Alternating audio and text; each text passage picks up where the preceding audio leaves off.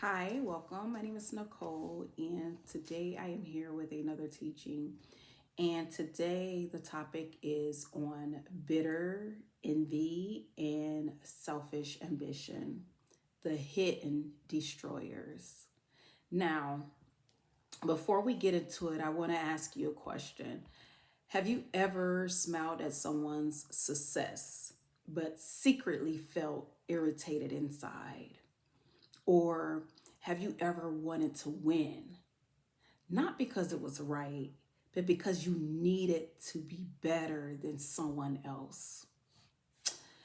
Well, those are some examples of bitter envy and selfish ambition. And it may seem quite innocent when you're in the moment and you're feeling it. But James 3:14 through 16 gives a strong warning against it. James 3:14 through 16 says, "But if you have a bitter envy and selfish ambition in your heart, don't boast and deny the truth. Such wisdom does not come from above, but is earthly, unspiritual, and demonic. For where there is envy and selfish ambition, there is disorder and every evil practice." So James 3 and 14, 3, 14 through 16 says, when you feel these things, don't deny it. Actually acknowledge it. Because if you don't acknowledge it and if you deny it, it will eventually, or not eventually, but as a result of feeling these things, it causes disorder and evil, every evil practice. So it leads to doing evil things, in other words, and that's pretty serious. So this is the topic that we're gonna discuss today. And so I'm going to speak on specifically what bitter envy really is, what selfish ambition looks like, why it is demonic, and how to guard your heart. All right. So the first part, first thing I want to talk about is what is bitter envy. Now, the word doesn't just say envy, it says bitter envy. It is very clear on bitter envy. So, bitter envy, this is not just you saying, "Oh, I wish I had that too," or a person saying that they wish they had that too. This is basically feeling or saying, "I don't want them to have it." So, it's not just that they want it, it's the fact that they don't want that person to have it. And bitter envy resents someone else's blessing. It questions, why them? Why not me? I deserve that more. And here's the dangerous part: envy hides very well. It will disguise itself as criticism, discernment, competition, even prayer requests. But inside, it's comparison mixed with resentment. And James 3 says, if this is in your heart, don't deny it. All right. So, as we can see so far, how dangerous bitter envy can get. So it makes sense where when the in scripture in the verse 16 it says that for where there is envy and selfish ambition, there is disorder in every evil practice. Because a person that deals in evil things, they tend to have these emotions where they don't want to see somebody else with something, so they go out of their way to try and sabotage it or try to prevent that person from having it, all because they don't want to see that person with it because of their bitter envy or selfish ambition. So what is selfish ambition? Selfish ambition is not the same as healthy ambition.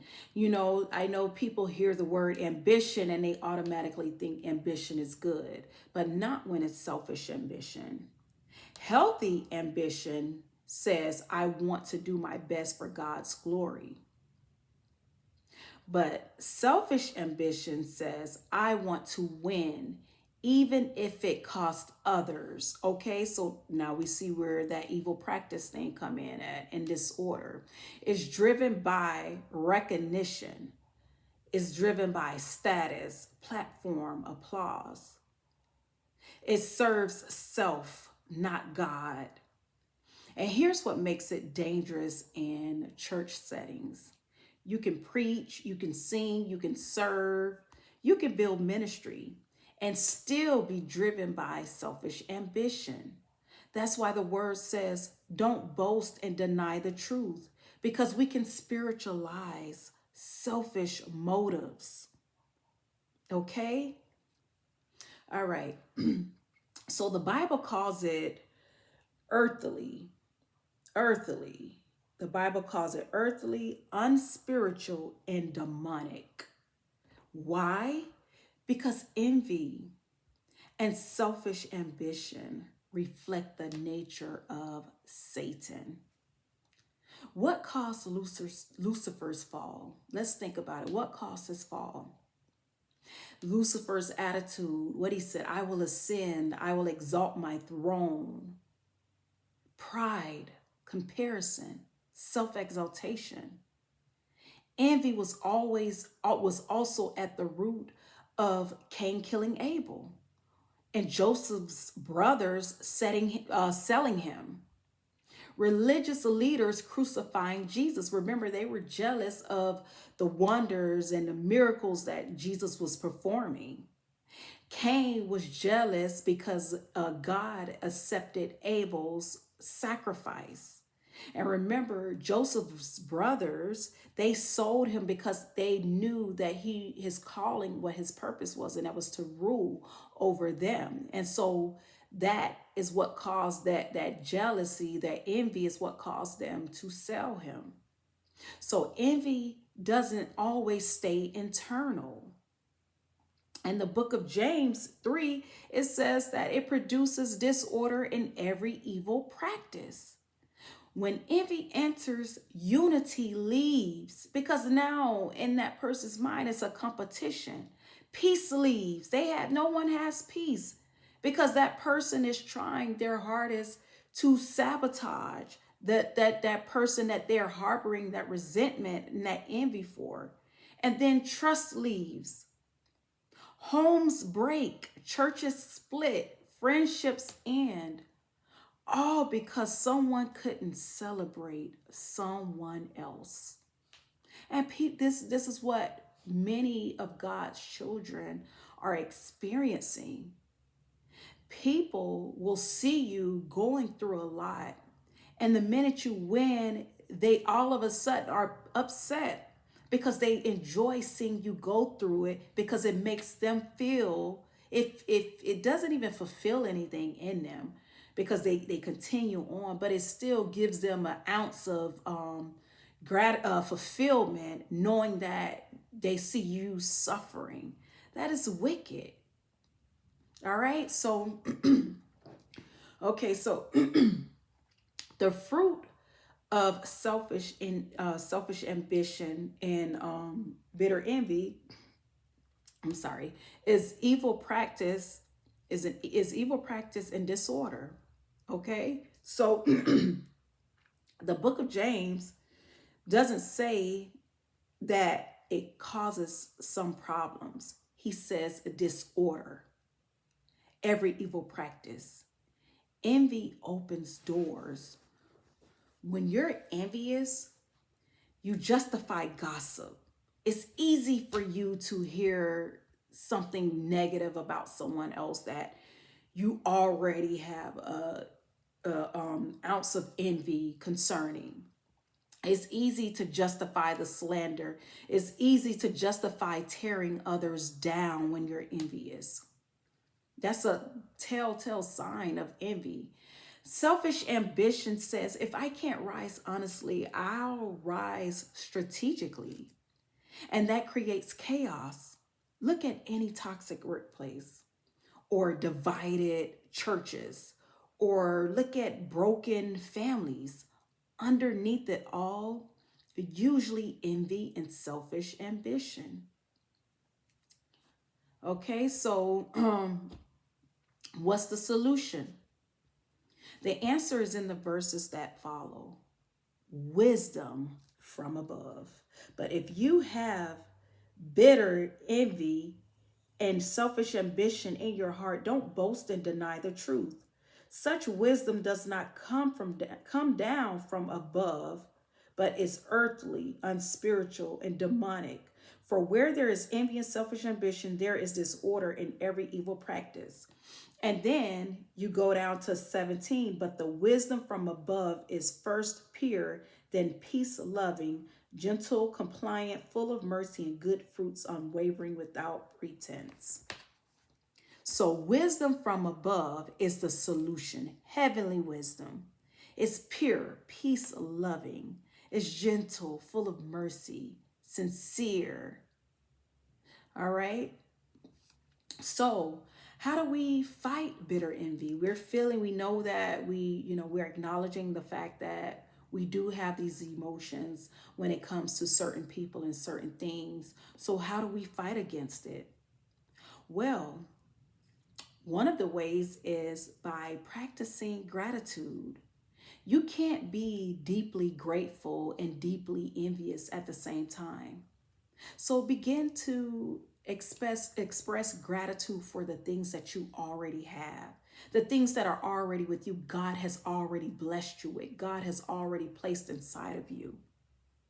So that is one of the ways. And then another way is to celebrate others intentionally. Clap loudly for people who are ahead of you. It's okay. Everyone has a purpose for their life. Clap loudly for people. And then check your motives regularly. That is very important.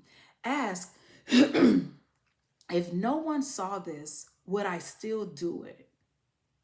Because people that deal in evil practices, they get away with it, or they make themselves feel better about doing it because they don't think anyone can see it. But ask yourself, if no one saw this, would I still do it? Let's try to do, frequent checks on our character. Let's try to walk in integrity and develop a moral principle. These are all the ways to check, for envy to, move past those emotions. And then you remember your assignment. God didn't call you to compete, He called you to obey. He called you to your own blueprint for your life, He called you to your own purpose. So let's learn to be happy with those that are walking in theirs. And I want to say this very clearly so that you understand: envy will rot your joy. Selfish ambition will destroy your peace. But humility will protect your soul. So I want you to ask God today: search my heart, remove anything in me that is not from you. Because where envy lives, chaos follows. But where humility lives, God's grace flows. And remember, the last thing, your calling is secure. You don't have to compete for what God has already assigned to you. And so I pray that this message helps someone and that it will set someone free. It will get you to acknowledge something that you may have been battling with for some time. Or if you're not battling with it, maybe someone around you is, and you've been discerning that. And I pray that you will take that discernment and take heed to the warning that God is revealing to you. It's okay to pray for people, but sometimes we have to separate and move, get from around these people when God begins to show us. Sometimes He shows us these things, and because we love these people, we underestimate the lengths that they would go to hurt you or to sabotage you. But if you're discerning what they're discerning these things about someone, God is trying to warn you. And this is something that you don't take lightly. These are the type of people that you want to distance yourself from, unless God tells you otherwise. So I pray this message helps. And until next time, you have a good one. Bye.